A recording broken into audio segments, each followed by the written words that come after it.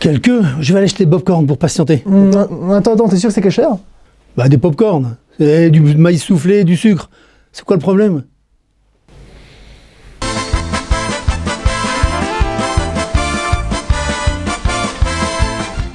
A priori, les pop-corn, salés comme sucrés, ont une composition extrêmement simple.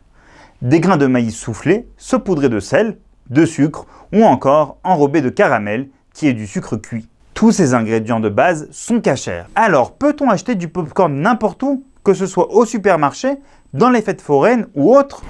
Eh bien non, car souvent, pour faire adhérer le sucre ou le sel sur le pop-corn, on utilise de l'huile.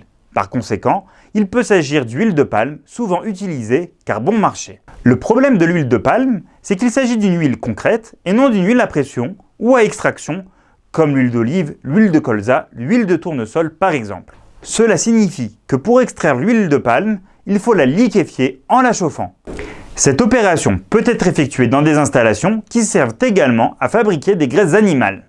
Ainsi, l'huile de palme est contaminée par les graisses non cachères fabriquées à chaud dans les mêmes ustensiles. Bref, une huile de palme sans surveillance rabbinique n'est pas cachère et par conséquent le pop-corn non plus, à moins qu'il bénéficie d'une surveillance rabbinique certifiant que tous les ingrédients employés sont systématiquement cachers.